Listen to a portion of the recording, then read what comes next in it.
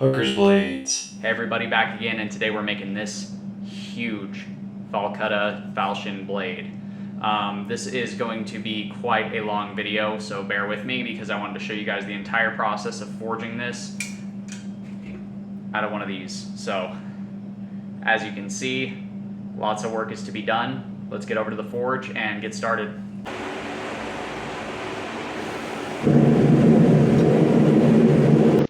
So first thing we're going to do is come over to the horn of the anvil and just start working it down to basically somewhat of a flat bar, about half as thick as it is right now, just to establish the area that'll be our blade. We're going to draw 24 inches out of this to make sure that we have enough for the whole blade.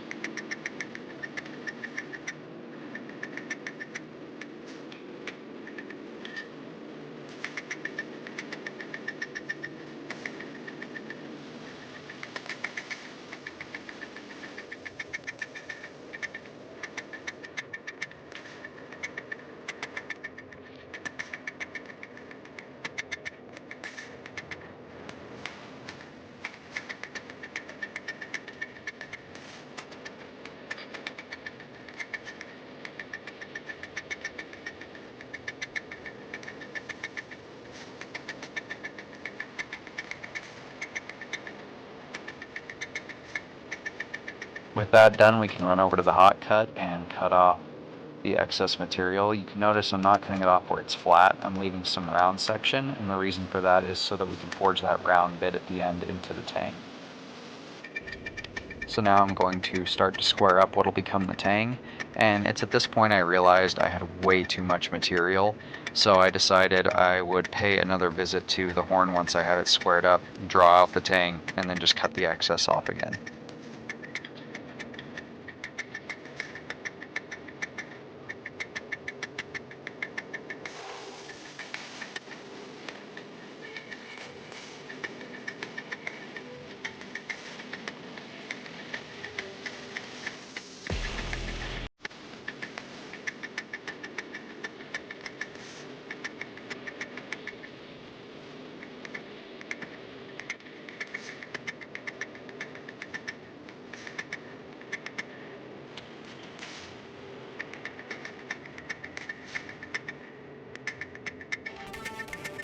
Now that I've got that drawn out, we're just going to pay another quick visit to the hot cut and get rid of all that excess material that we don't need.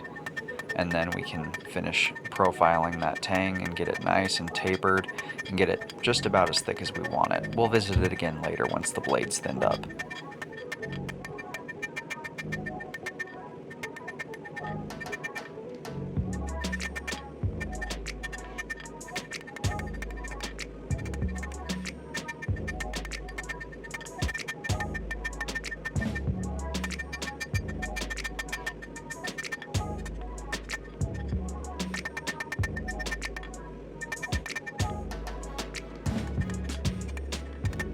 With that done, we can now start to stretch out that area we isolated and start to form our blade. We're just going to go from the tang up to the tip, form the tip, and then work our way back down from the tip to the tang to get this blade as wide as it's going to be. This is going to be the longest process of the build, as there's a lot of material to move here, and we're going to make this sword very thin and very wide. So it's going to take a lot of pounding with that 4-pound hammer.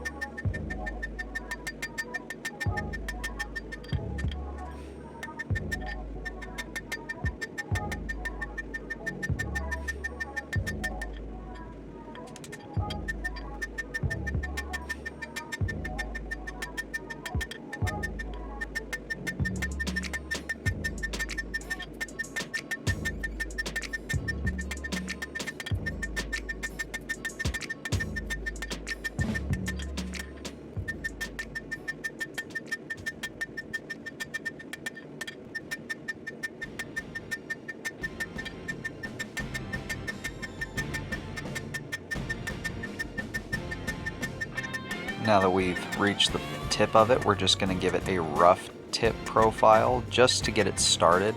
We will revisit this later once everything's been widened out to true up the profile and the shape of this.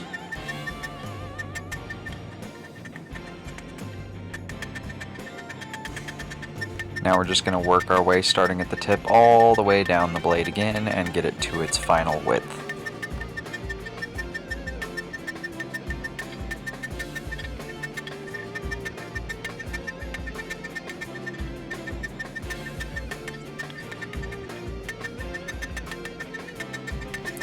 So I don't know if you can notice, but I am actually beveling the entire blade while I'm doing this. So what I'll do is I'll work in the bevel and then I'll go back, work the spine. Work in the bevel, go back, and work the spine. This way I can get that nice, even shape all the way through, and there's less work to clean up later.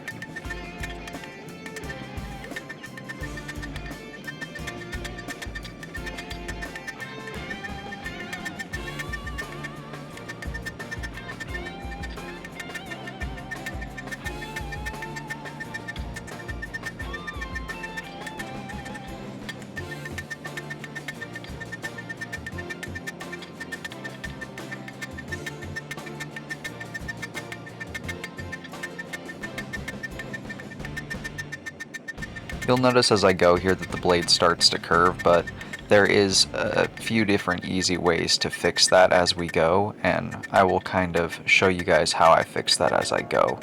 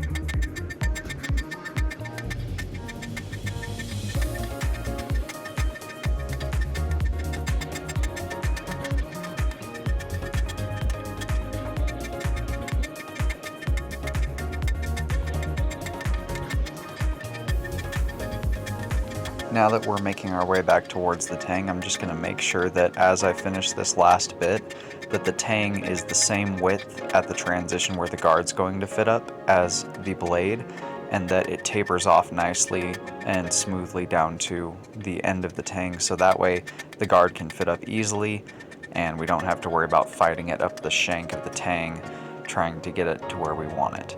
And as I was saying before about straightening, one of my easiest ways to do this is just heat it up and tap it on the anvil a few times, then straighten it back out, tap it on the anvil, straighten it back out, because it will kind of take an S-curve on you if you do it too much. Now we're moving back to the tip and we're going to start to create that huge 5 or 6 inch long flare that this type of sword is known for. Falcatas and falchions both have this huge flared tip that allows them to thrust and penetrate quite well, but still retains a lot of mass and width up in the front for chopping. This isn't going to be a perfectly straight sword, but it is going to be pretty straight with a slight curve towards the tip. And now we're just going to go back and we're going to tune everything up. That way there's less grinding to be done at the end. Make sure that the spine's nice and clean and comes out straight. Make sure the edge is nice and clean and comes out straight so that I don't have to grind them flat after all this work.